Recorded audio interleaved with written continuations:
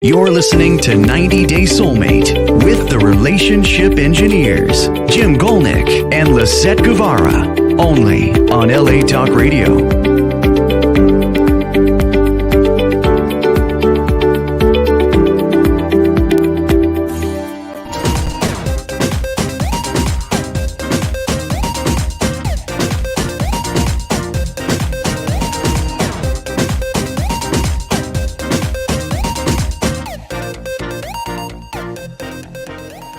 Welcome to 90 Day Soulmate with Lisett and Jim. Today we're talking about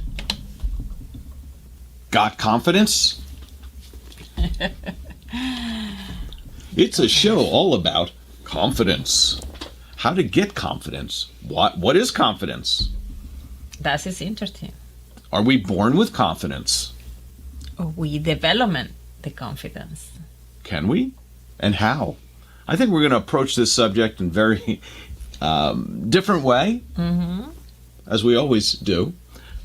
Our lack of confidence right now, we just have technical difficulties getting on the show on the air today, which is kind of interesting because it's like, what do? You try resetting your mixer, you try resetting the computer and the cameras and the microphones over and over and over again, and you get really frustrated, and then you do the same thing you just did, and suddenly it works. At least we hope it does. And you're still hearing us. Welcome to our show. So the thing that we wanted to look at was, what is confidence? What does it impact? How does it impact people? Is it from the time you were born to today? Can you develop better confidence? What are things that have helped along the way? Let's get right into it. Self-confidence can be looked at two different things. One, general self-confidence, which we're going to call G. We're making up a term called G, which is general self-confidence, which is a stable personality trait that develops in early childhood. We'll discuss how that happens in a little bit. And then specific self-confidence, S, or self-confidence S, which is a changing mental and emotional state associated with the specific task, situation, or context of what's going on right now. So if you're at work and say you're an accountant and you're working with numbers and you're talking to one of the salespeople, you may be really confident because you are the accountant, you know the numbers. But when they ask you for certain sales strategies, you might say, I don't know. Right? So self-confidence specific, or S, is in relationship to specific things, which can be developed over time.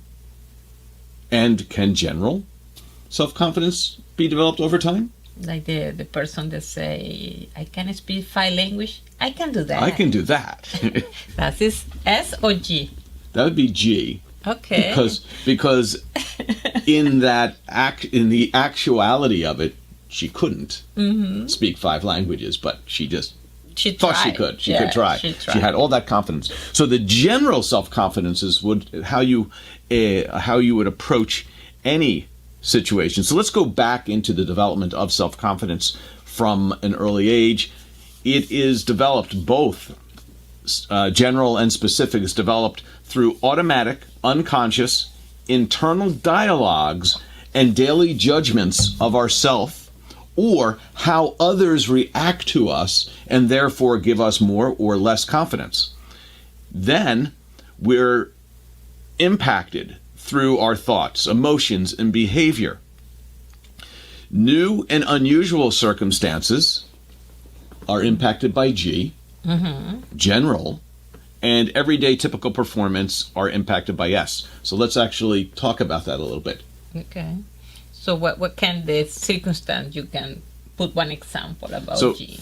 So G, general self-confidence, would be, you say you've been driving your car for weeks and all of a sudden you have a breakdown on the side of the road with a friend. And you've never changed a tire, never been in that situation before. If you take control, if you get on your phone, call AAA because you know that's what you do, if you give the evidence that you're confident in, you know how to handle something, or at least you're not afraid to handle it. That would be general self-confidence when you take on a new task that you haven't been faced with before. Say there's a problem at work. Somebody tripped on the stairs and fell down the stairs at a hotel. And you're the, what do they call it? The front door person. And you've never had anybody trip down the stairs. Now, do you just go, oh my, they tripped down the stairs? Or do you rush over and say, how can I help you? Stay here. Let me go get ice. Let me get somebody who can help. Let me call somebody for you. Who can I, like, how do you approach that situation? Someone with general self-confidence may give the appearance of knowing what they're doing. And the point of that is, it's not just giving the appearance, it's being comfortable trying to figure out that situation that you've never had. I guess it's different that somebody can feel timid and say, I don't want to be involved in this situation, so I don't take any action. Didn't we talked about this at one point where there was a situation that occurred, and I can't remember where it was and what the situation was at the moment, but maybe you'll get it. And there were all these people reacting to it.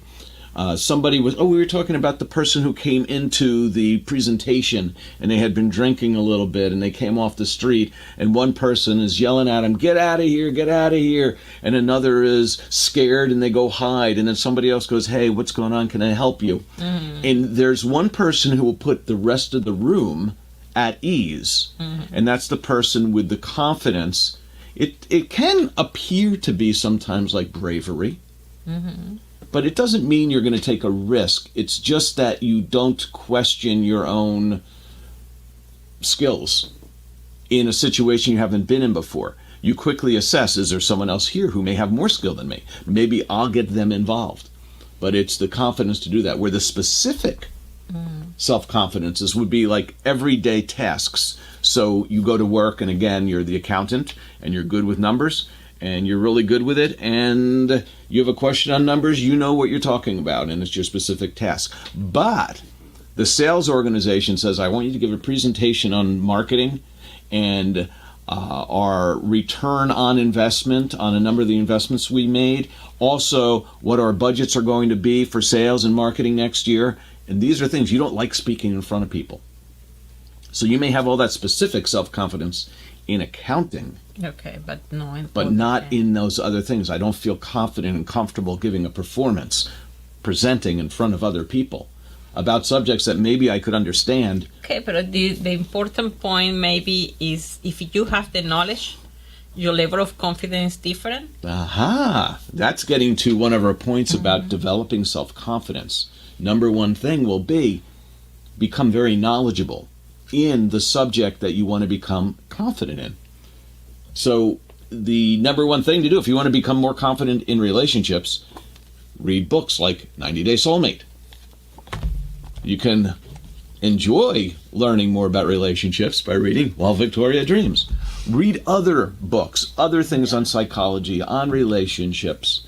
That helps you become more calm about the subject, because when you are more knowledgeable, you're not as worried about the unknown. And sometimes that's the biggest thing that makes us sabotage a relationship or a job, is that it's the unknown. We don't know about it, so we act timidly.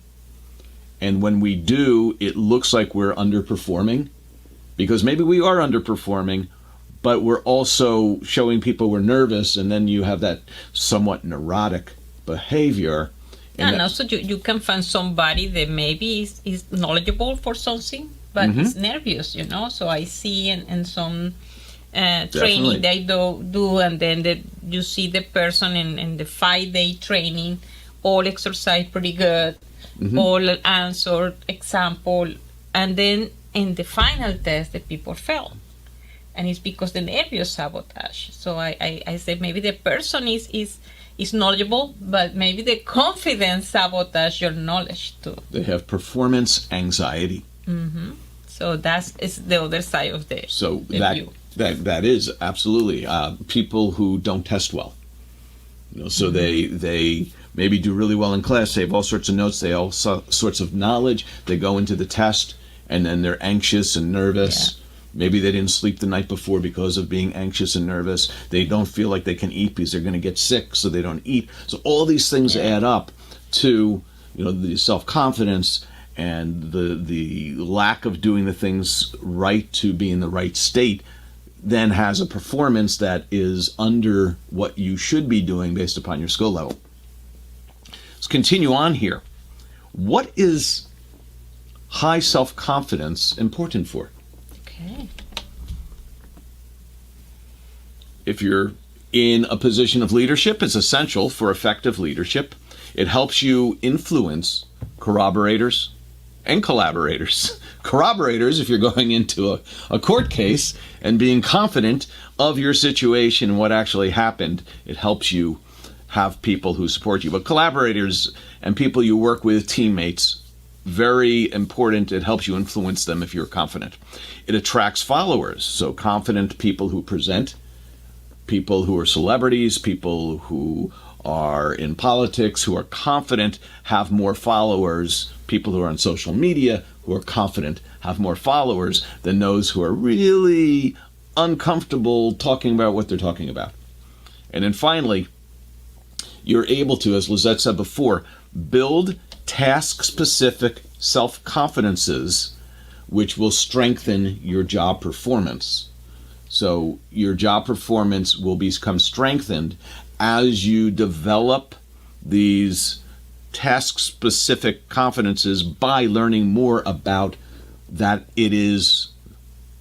learning more about what it is that you do.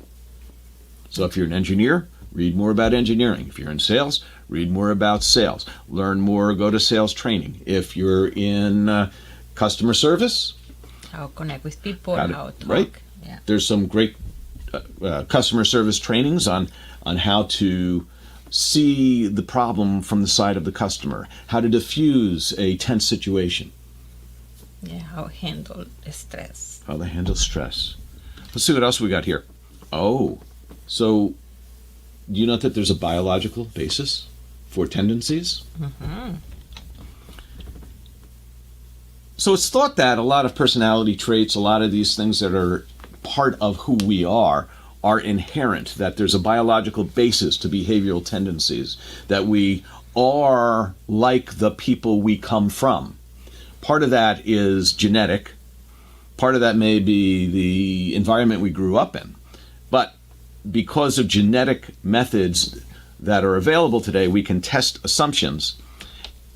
You've probably heard of twin and adoption research, where you have same zygote twins, meaning a zygote splits rather than two separate eggs getting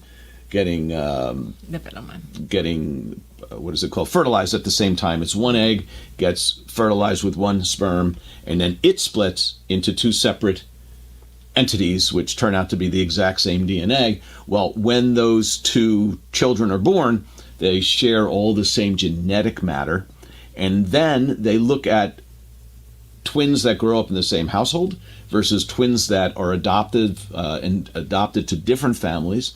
They can look at those environments, they can look at the twins, they can do a study, and then they can determine, based upon personality traits, tendencies, on a whole bunch of personality traits, and also confidence and other temperament type behaviors, they can see how much are attributed to same genetic or environment, and they always come up with approximately the same numbers.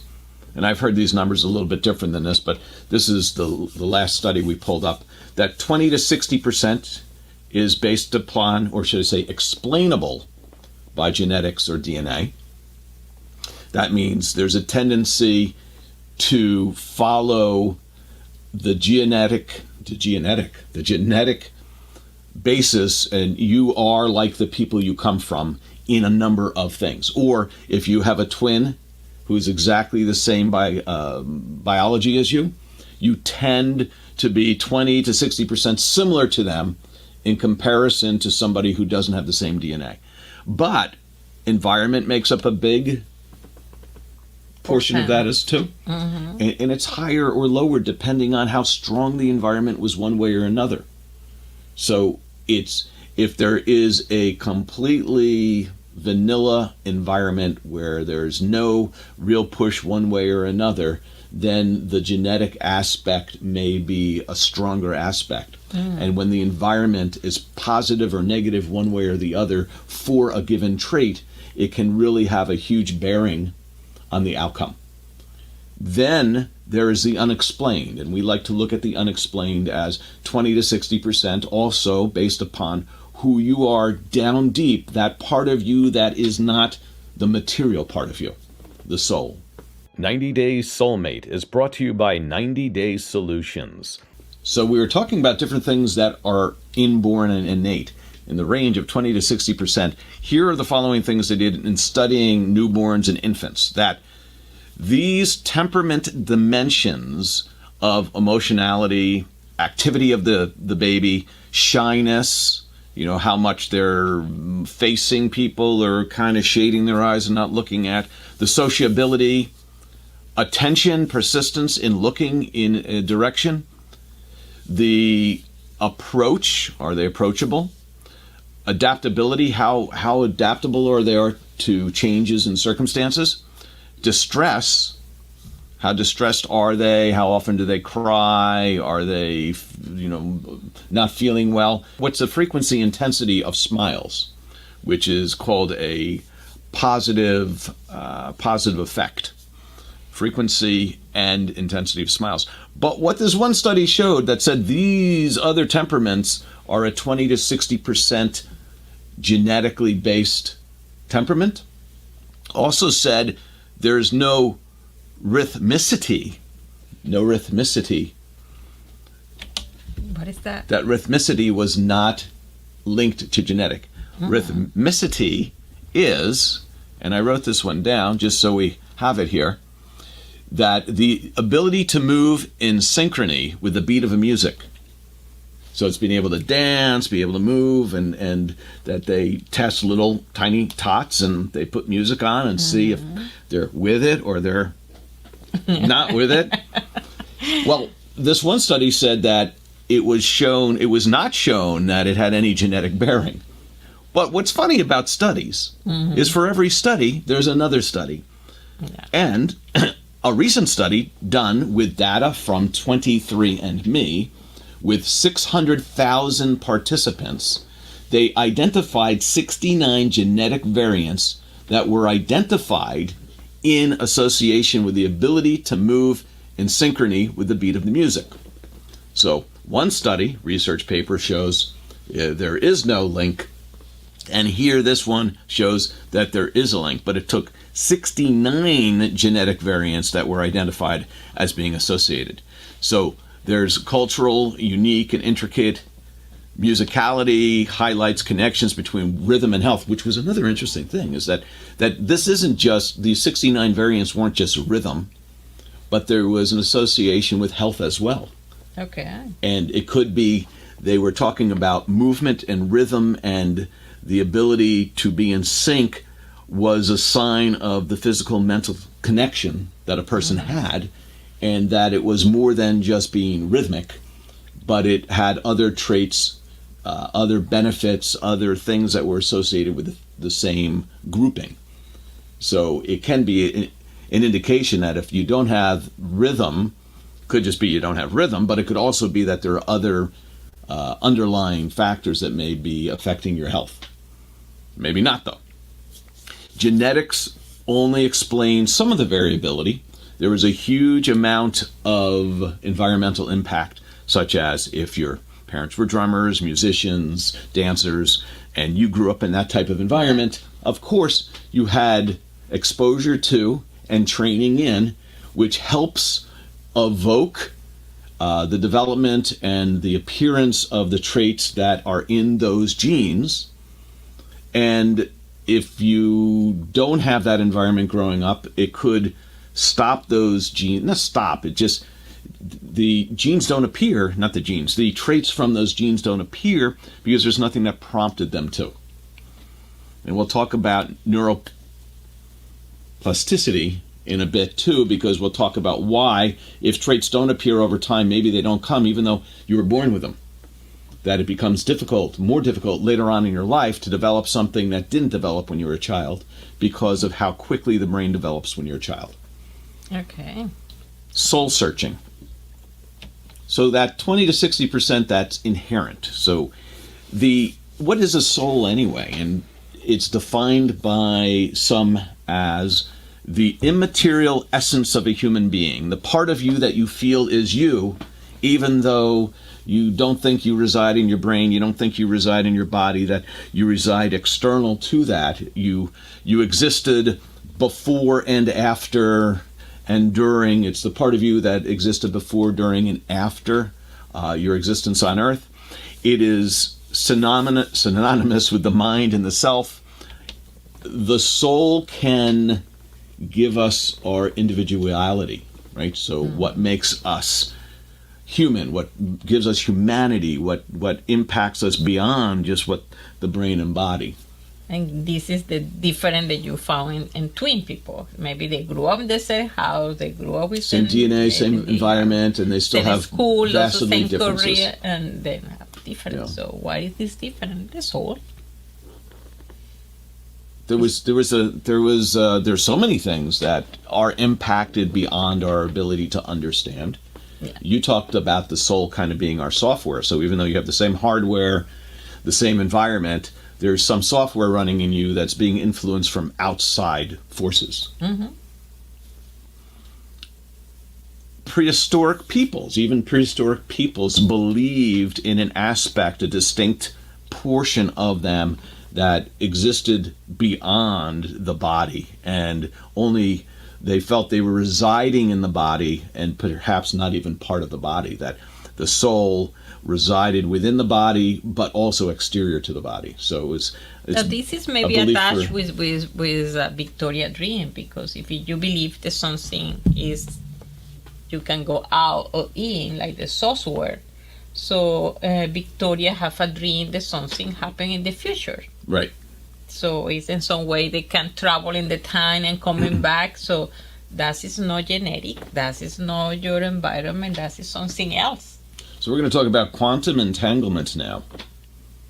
Quantum entanglement. It's not part of our presentation, but since Lisett brought it up, there is a theory put forth that if you take an atom and you take two electrons that are in the atom and you separate one electron and you move it over here, that any change you make to that electron will instantly make the electron that's left in the atom move correspondingly. If you move this one right, it moves right. Move it left, it moves left, because those two electrons are, quote, quantumly entangled forever.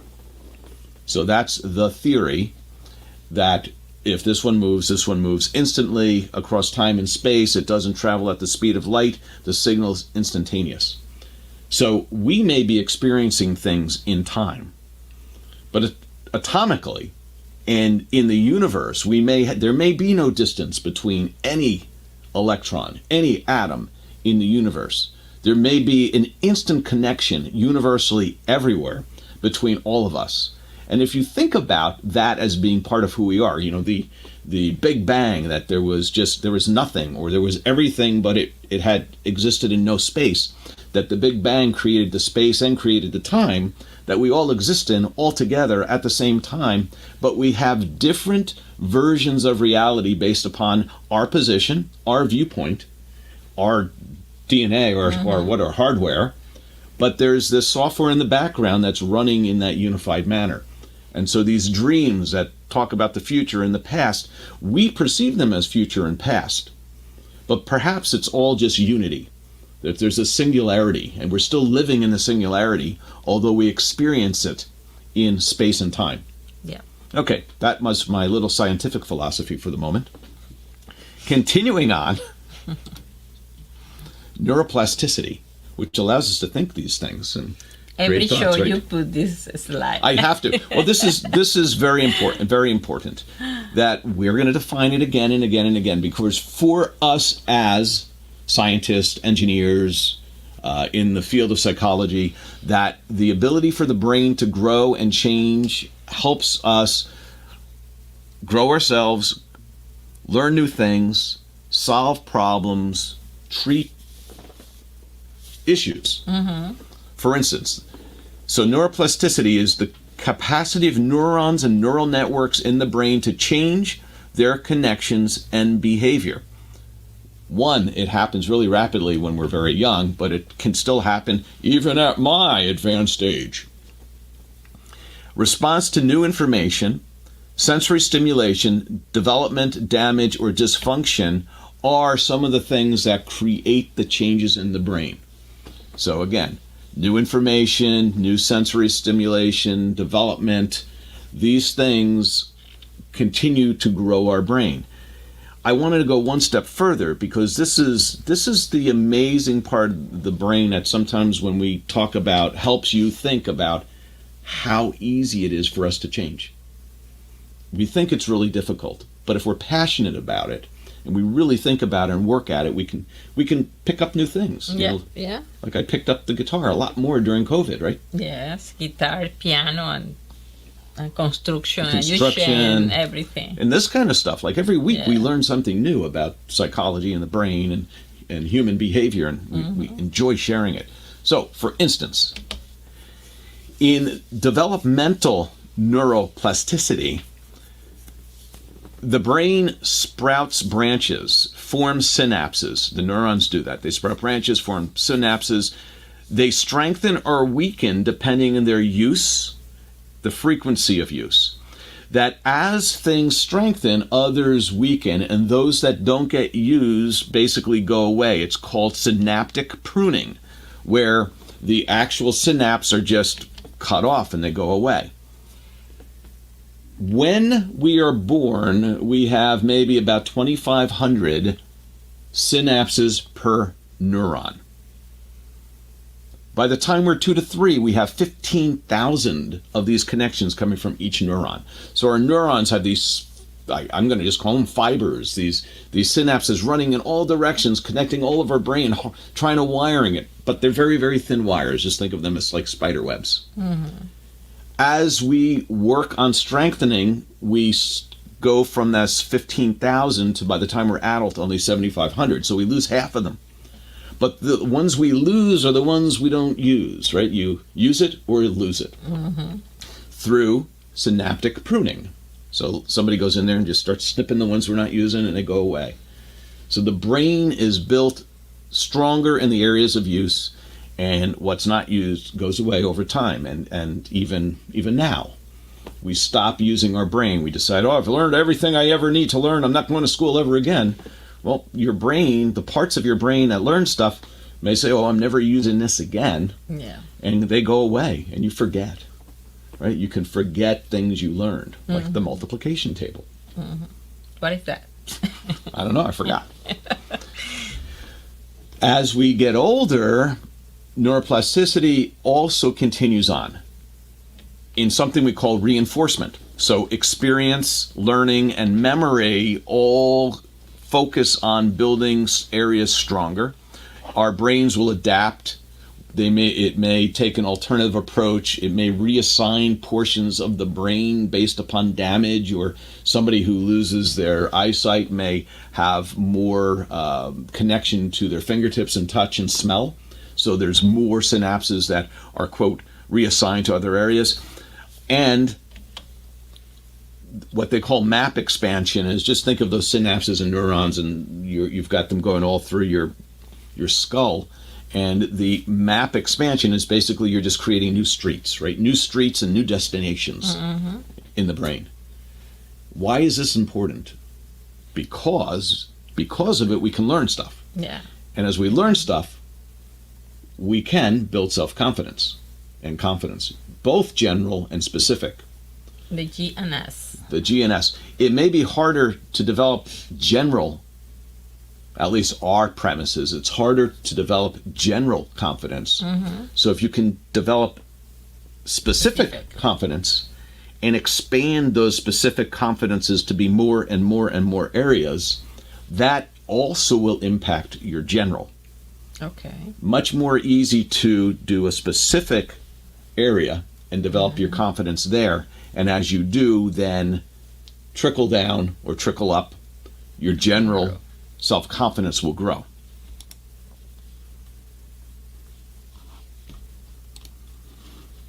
So what do we have next? Oh, so very interesting. How do you develop self-confidence? Well, let's look at children for the moment, because a lot of experiments are done of how to develop confidence in children. Here are two studies that use different techniques. One was a music and movement activity, which was shown to develop expression in children, develop self-confidence in children, and also help develop imagination. And another study was done about creative drama, which helped develop confidence and emotional intelligence. We'll discuss why in a second here.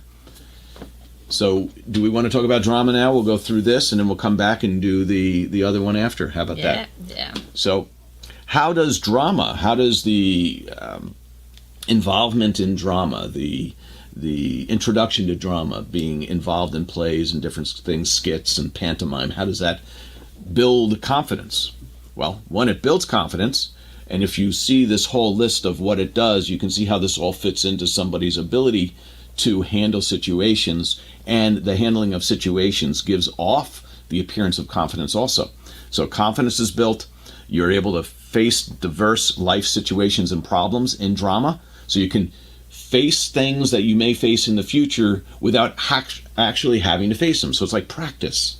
You get to practice things. Communication and presentation skills are built.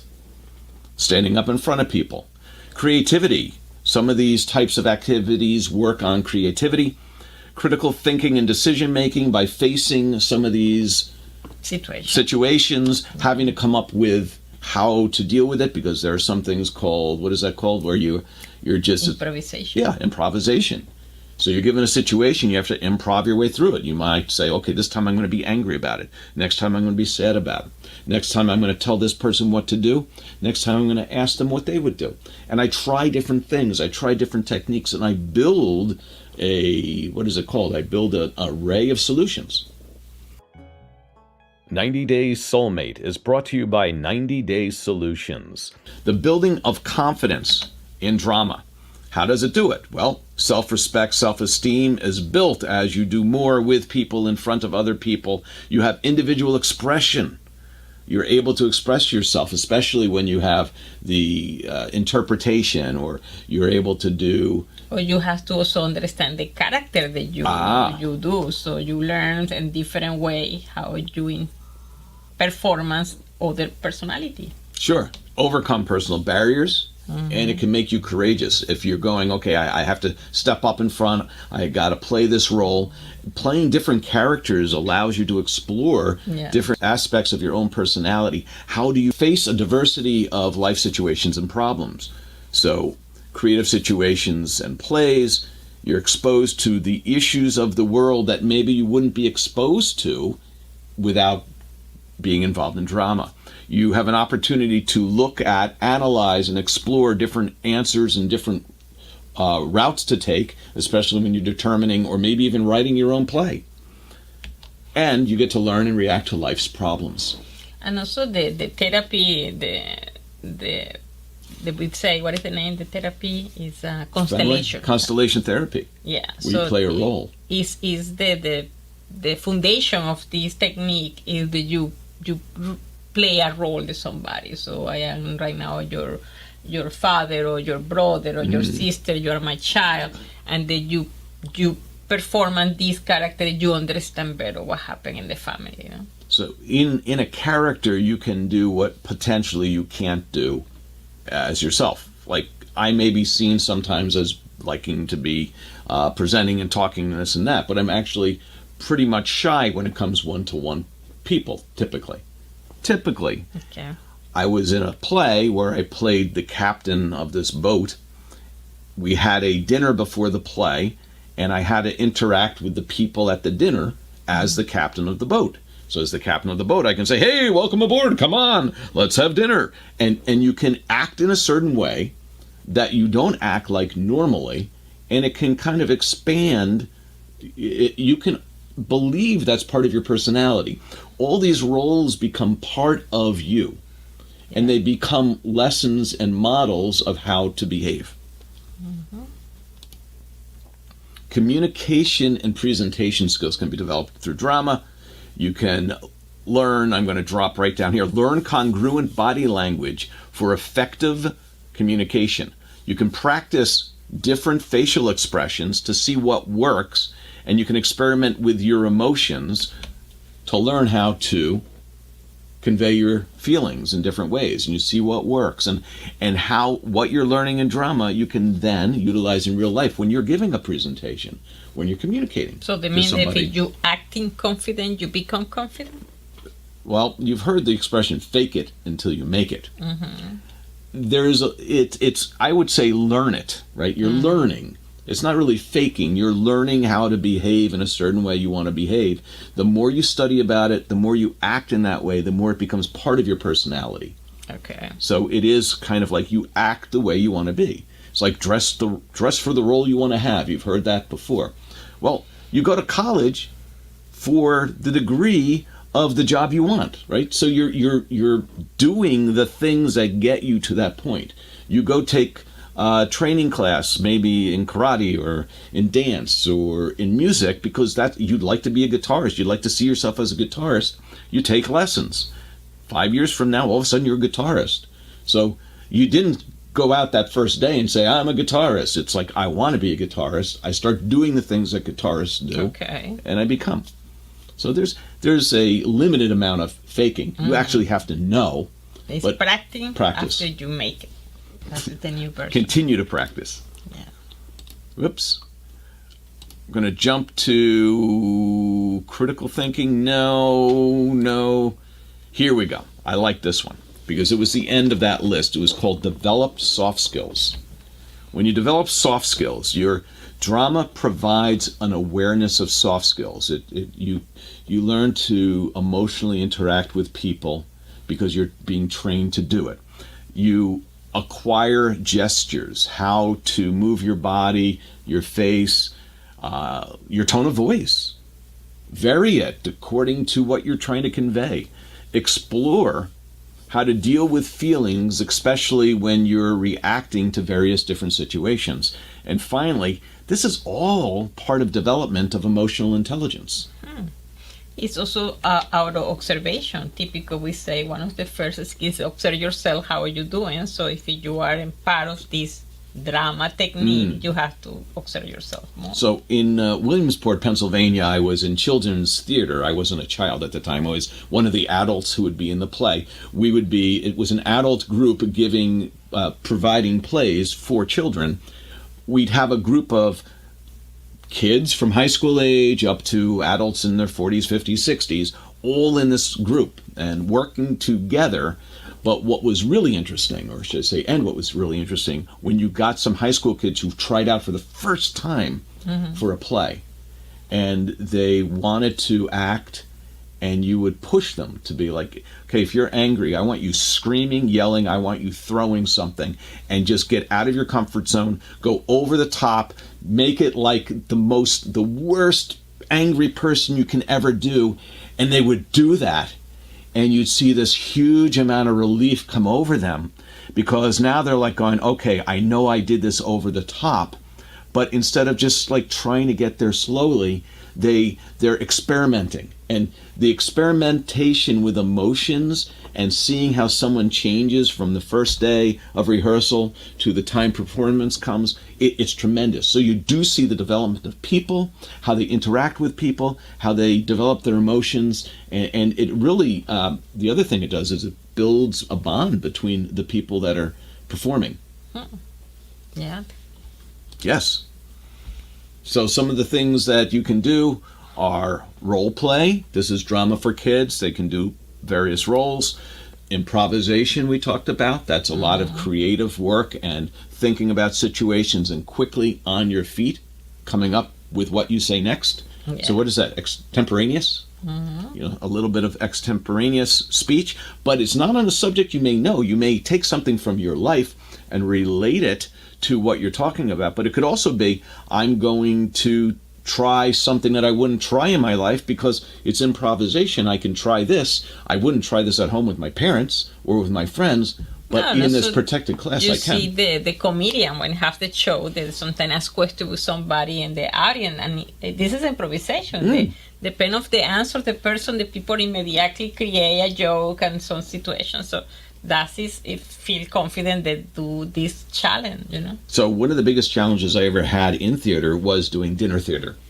Because it was not only doing a play, but you were interacting with everybody in the audience during the play. So you'd walk through, you'd talk to people, you would do the play, and it really pushed you to know your lines and be really comfortable walking around and talking with people in that kind of situation, which if you've never been in theater, it really what does it do? It expands and pushes your boundaries, which then makes you much more comfortable in the boundaries you normally are in. Yeah. Spontaneity, we talked about that. Pantomime, where you don't get to use your voice, you only get to use your body. That's another thing that was helping the children. Puppet shows. Now you're taking a personality, you're putting it in a puppet, and the puppet is your personality. And having done puppet shows before, it is so cool when you are seeing the puppet on camera or on TV. You don't see yourself, you only see the puppet, and you're now living vicariously through this puppet because it takes on its own life. And it's a little bit strange at times because you're like, you see it and you don't believe, like when you're done, you don't believe it's you, especially when it's the spontaneous stuff where you're coming up with stuff as you go. Is this our third segment? It is. Yes. Oh my gosh. So how to develop your own self-confidence. And here's 7 steps. And we can talk a little bit about it as we go through. So this is not the children version. This is the adult version. Although everything we spoke about for children, adults, please, if you like drama, like theater, get involved. You'll learn a lot. If you want to do something else, that also, Toastmasters is a very good way to have confidence. Yeah. To, at least you'll feel, by putting yourself in a group of people who are your friends and support group to help you through a series of presentations on subjects you don't know yet, but in order to talk in front of people, it really helps build your self-confidence for when you now have to talk about a subject you know to people maybe you don't know, but it's a step towards. And this is part of, and I think we talk about this at one point, but it's part of cognitive behavioral therapy. I'm afraid of public speaking, so I want to move towards it. What's my first step? First, I have to approach and not avoid my fear. I have to analyze what my fear is, and then I have to see what is the first step I can do. And when you talk about behavioral, it's what's a behavior I can do right now? Well, I can learn to present to very easy. I can do it amongst friends, something simple. It's only going to be 30 seconds. I'm just going to introduce myself. Icebreaker. And then you do more and more and more. But it's almost like you're doing a cognitive behavioral therapy on yourself by determining where you want to be, which would say, okay, I'll be self-confident if I can do this, or task-specific self-confidence if I could do this, and what is my first step in doing that? So Toastmasters is another way to do that. So you want to share that? I do. I will share this now. So to develop and maintain confidence, think of this in an office environment or job-related, that you want to, the way you determine self-confidence is really yourself. You need to interpret your own performance experiences. And to the extent that you rate yourself successful and good, and I've done a good job, and I was well prepared, and I was comfortable and not anxious, that helps build your confidence. You need to, in order to do that, you need to monitor your emotional and physical states. I'm going to take this off so we can talk. So when you monitor your emotional and physical states, am I having anxiety? How do I not have anxiety? My physical state, am I hurt?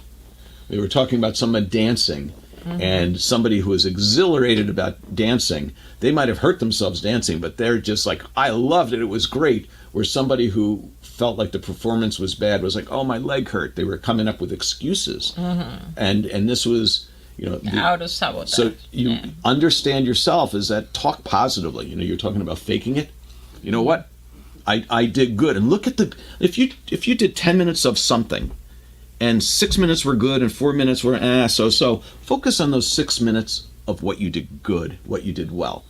We were just talking about this the other day. Focus on your strengths and build your strengths. It's far easier to build your strengths than it is to try to build your weaknesses. Yeah, and also that the human typical is focused for your weakness versus your strength. Yeah. So I remember years ago that I interviewed a owner of the company, and he said, when you drive the car and you see the hole in the street, you always go to the direction and you try to see if the hole, watch the area that you go and your car avoid the hole. And I start to practice this because typically you see the moment you go immediately. So that is the same for your weakness. And that's exactly what they tell you in motorcycle classes, is that you will go where you look. If you want to go left, you look left. You want to go right, you look right. You don't look left and go right.